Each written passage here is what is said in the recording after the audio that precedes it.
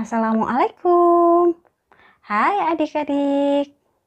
Pada video kali ini, kakak akan mengajak adik-adik untuk belajar mengenai unsur, senyawa, dan campuran. Oh iya, bagaimana kabar adik-adik? Semoga adik-adik semua senantiasa dalam keadaan sehat ya. Ngomong-ngomong tentang kesehatan, sudahkah adik-adik minum cukup air putih hari ini?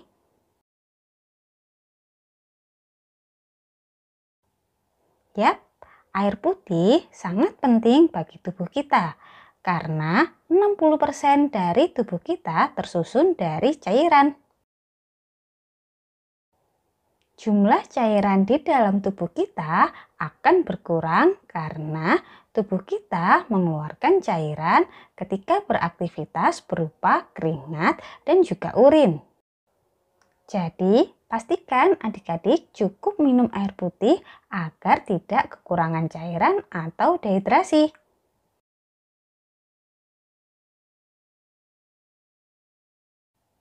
By the way, dari tadi kita membahas soal air putih. Kira-kira air putih tersusun dari apa saja ya? Nah, pada dasarnya air putih adalah senyawa. Jadi, air putih adalah senyawa yang tersusun dari dua unsur, yaitu hidrogen dan oksigen. Tunggu kak, aku bingung. Jadi, air putih itu adalah senyawa yang tersusun dari dua unsur, yaitu hidrogen dan oksigen. Memang bedanya senyawa dan unsur itu apa kak? Oke, kita akan bahas pada video kali ini. Apa itu perbedaan dari unsur, senyawa, dan juga pada campuran.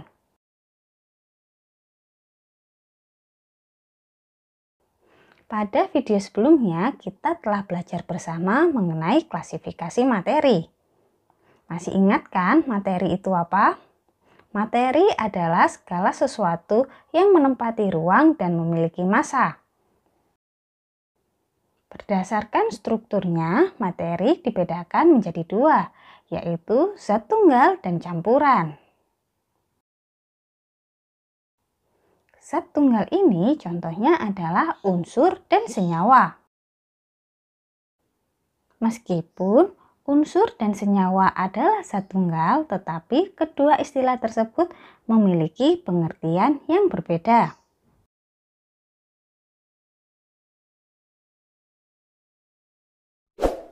Nah, di video kali ini kita akan membahas atau kita akan belajar bersama mengenai unsur, senyawa, dan campuran. Sehingga nantinya diharapkan adik-adik dapat membedakan ketiga istilah tersebut.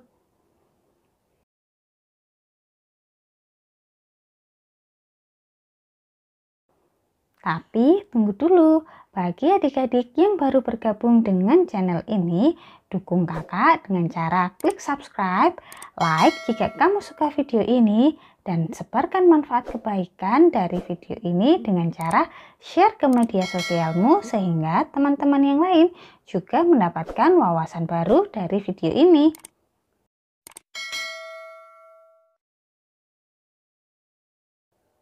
Unsur adalah zat tunggal yang tidak dapat diuraikan lagi menjadi zat yang lebih sederhana dengan menggunakan proses kimia biasa.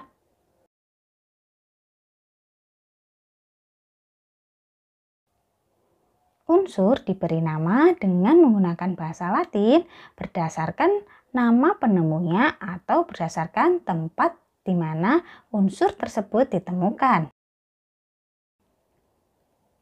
Beberapa unsur menggunakan nama penemunya maupun tempat penemuannya untuk menghormati sang penemu.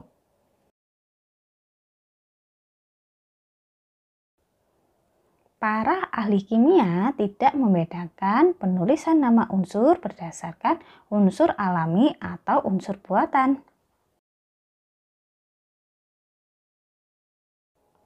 Unsur-unsur ini biasanya ditulis dengan menggunakan simbol. Simbol ini digunakan untuk memudahkan kita dalam penulisannya, biasanya dengan menggunakan singkatan.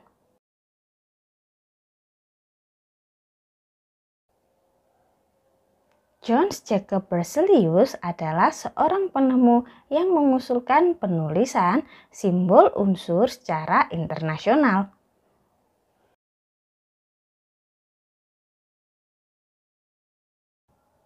Cara pemberian nama menurut Johannes Jacob Berzelius adalah sebagai berikut.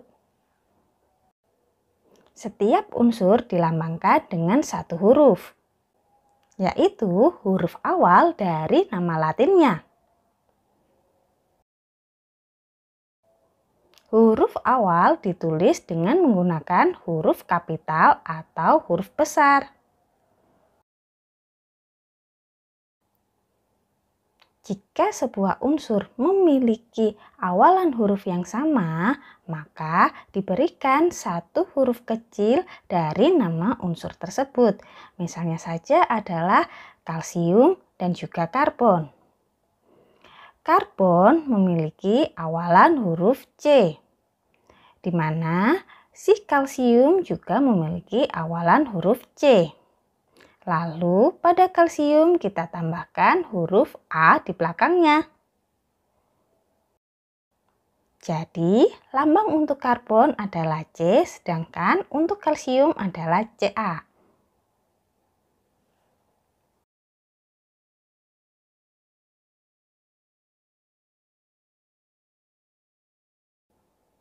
Unsur-unsur tersebut kemudian disusun dalam satu bentuk sistem periodik.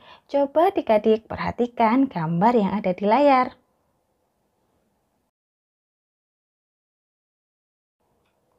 Unsur-unsur yang memiliki sifat hampir sama diletakkan pada satu baris kolom.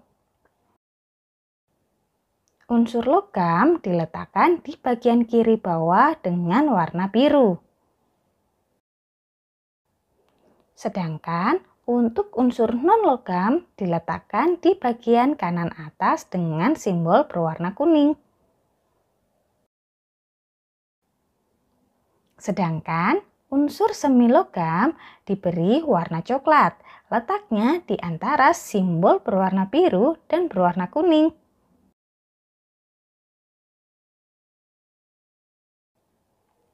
Berdasarkan sistem periodiknya, unsur dapat dibedakan menjadi 3, yaitu unsur logam, unsur semi-logam, dan juga unsur non-logam. Seperti apa itu? Yuk ikutin terus penjelasan dari kakak. Yang pertama adalah unsur logam. Unsur logam ini memiliki beberapa sifat khusus. Yang pertama adalah unsur logam berwujud padat. Yang kedua adalah unsur logam memiliki warna putih mengkilap, keabu-abuan, keperakan, serta kuning.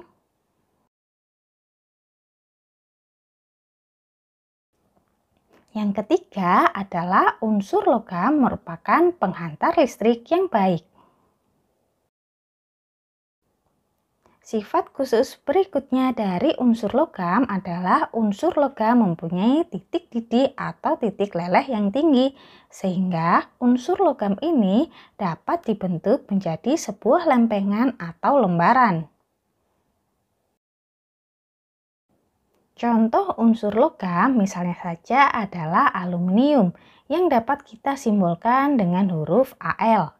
Kemudian ada lagi barium yang kita simbolkan dengan huruf Ba. Besi atau Fe juga merupakan dari contoh unsur logam. Nah, coba adik-adik perhatikan di tabel periodik. Kira-kira apa saja yang termasuk dari unsur logam?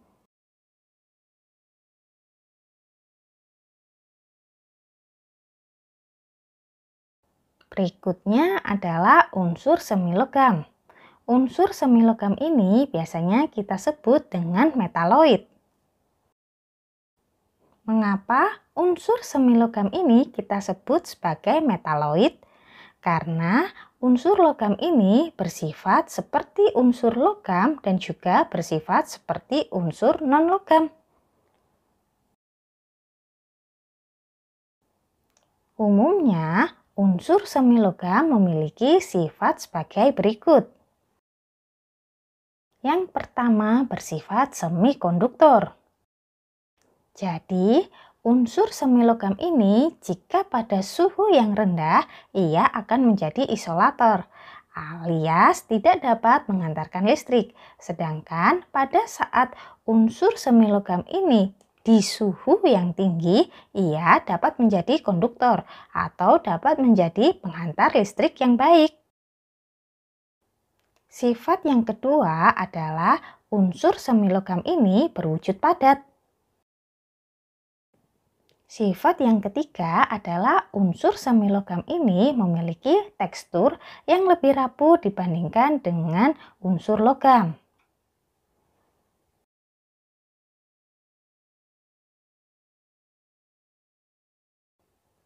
Unsur semilogam ini memiliki warna keabu-abuan mengkilap atau keperakan. Contoh dari unsur semilogam ini misalnya saja adalah boron. Boron dapat kita simbolkan dengan huruf B. Lalu ada juga arsen yang kita simbolkan dengan huruf AS. Nah, coba adik-adik perhatikan di tabel sistem periodik. Nah, dapatkah adik-adik memberikan contoh selain boron dan juga arsen?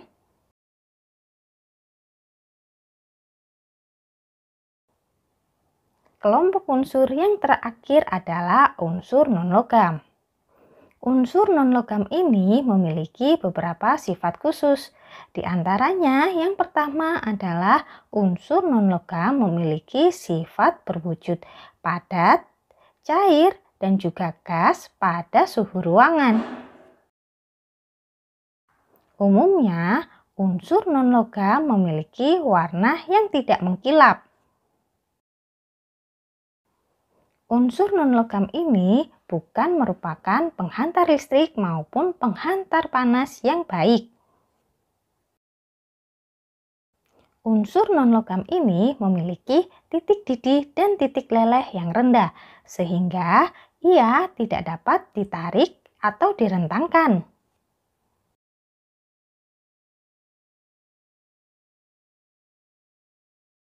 Sifat padat misalnya saja adalah belerang atau kita simbolkan dengan huruf S. Nitrogen atau yang kita simbolkan dengan huruf N merupakan contoh dari unsur non-logam yang bersifat gas. Sedangkan bromin atau Br merupakan contoh dari unsur non-logam yang bersifat cair.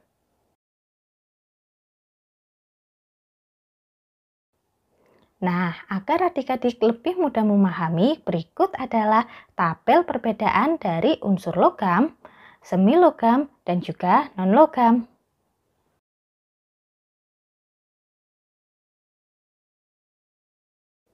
Jika adik-adik perhatikan, unsur logam dan unsur non-logam memiliki beberapa kegunaan dalam kehidupan sehari-hari. Contohnya adalah besi dan tembaga. Dalam kehidupan sehari-hari, besi dan tembaga ini dapat kita gunakan untuk membuat perkakas, alat-alat dapur, serta sebagai rangka mobil. Contoh lainnya adalah unsur iodium yang dapat kita gunakan sebagai antiseptik dalam kehidupan sehari-hari.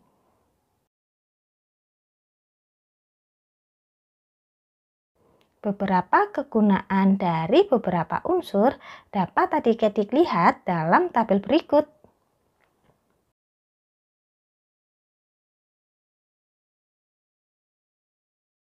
Berikutnya, kita akan belajar mengenai senyawa. Senyawa adalah gabungan dari dua unsur atau lebih melalui reaksi kimia. Oleh karena itu, senyawa dapat diartikan sebagai zat tunggal yang dapat diuraikan menjadi beberapa zat-zat yang lain melalui reaksi kimia.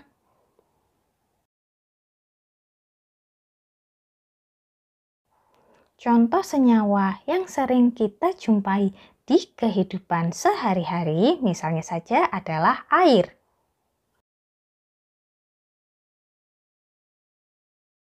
Air merupakan senyawa yang tersusun dari dua unsur, yaitu unsur H dan juga unsur O, di mana H itu adalah hidrogen dan O adalah oksigen, yang jika kita tuliskan dalam rumus kimia, yaitu H2O. Nah, melalui reaksi kimia, H2O ini atau air dapat kita uraikan menjadi unsur hidrogen dan juga unsur oksigen.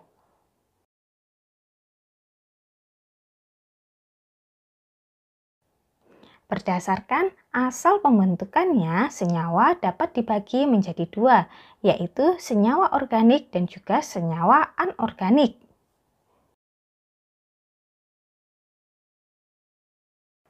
Senyawa organik adalah senyawa yang berasal dari makhluk hidup atau berasal dari proses fotosintesis. Senyawa ini tersusun dari unsur karbon atau C sebagai rangkaian utamanya. Sifat senyawa organik ini adalah tidak mudah larut dalam air. Akan tetapi, lebih mudah larut apabila dicampurkan dengan pelarut yang bersifat senyawa organik juga.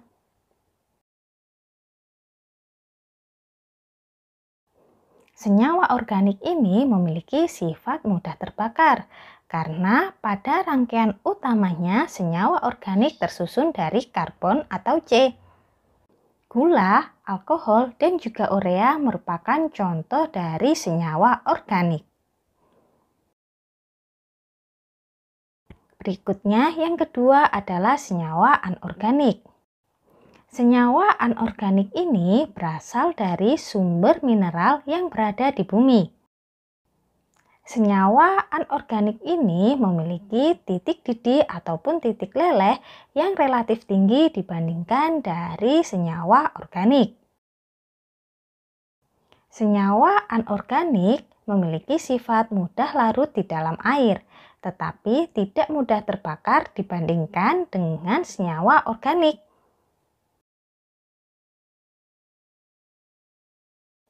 Air, garam, dan karbon dioksida merupakan contoh dari senyawa anorganik.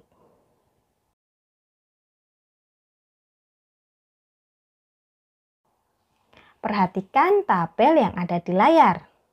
Pada tabel kita dapat tahu contoh-contoh dari senyawa dan unsur penyusunnya.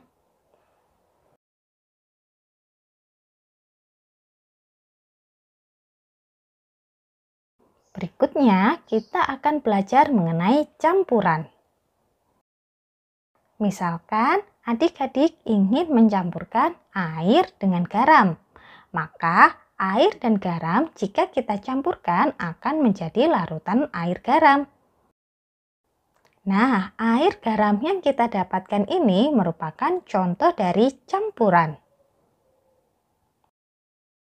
Jadi, campuran adalah gabungan dari beberapa zat yang berbeda tanpa melalui reaksi kimia. Gabungan zat-zat ini dapat berupa unsur dengan unsur, senyawa dengan senyawa, maupun unsur dengan senyawa.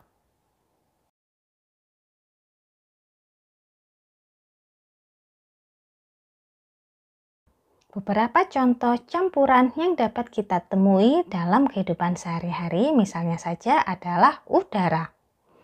Selain udara, susu coklat merupakan contoh dari campuran.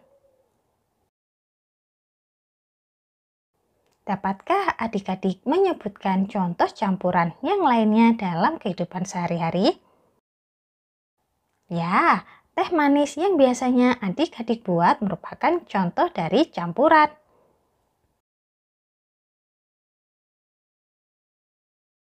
Campuran ini digolongkan menjadi dua jenis, yaitu yang pertama adalah campuran homogen dan yang kedua adalah campuran heterogen.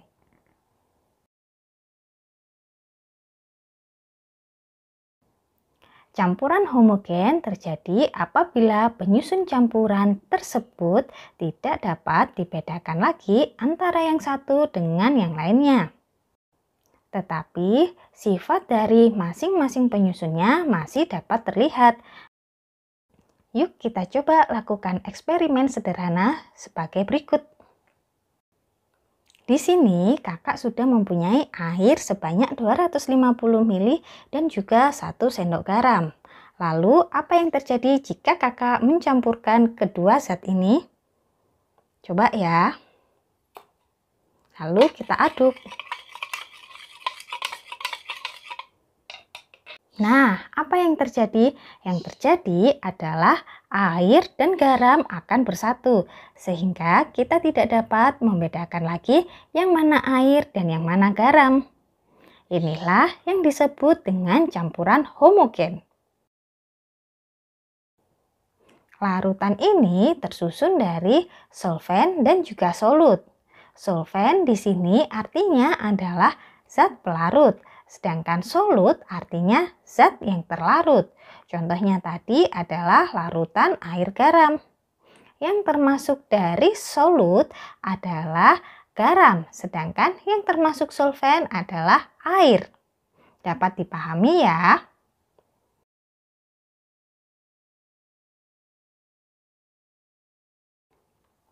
Pada umumnya, atau yang sering digunakan sebagai zat pelarut adalah air, tetapi ada beberapa yang dapat kita gunakan sebagai pelarut. Kloroform dan juga alkohol dapat kita gunakan sebagai solvent atau zat pelarut. Dalam larutan, ukuran partikel zat yang terlarut sangatlah kecil, dengan diameter kurang dari 1 nanometer, sehingga dengan mikroskop ultra pun kita tidak dapat melihatnya. Hal inilah yang menyebabkan larutan tersebut terlihat sama atau homogen. Sementara itu ada juga campuran heterogen. Campuran air dengan minyak adalah contoh dari campuran heterogen. Campuran heterogen adalah campuran yang seluruh materi dari penyusun campuran tersebut dapat dibedakan antara satu dengan yang lainnya. Dan juga sifat-sifatnya masih dapat dibedakan antara yang satu dengan yang lainnya. Demikian penjelasan kakak mengenai unsur, senyawa, dan campuran. Semoga video ini bermanfaat bagi adik-adik semua. Terus dukung kakak agar kakak lebih semangat membuat video-video terbaru lainnya. Dengan cara klik subscribe dan like jika kamu suka video ini, serta share ke teman-teman yang lain sehingga teman-teman yang lain juga mendapatkan wawasan dari video ini.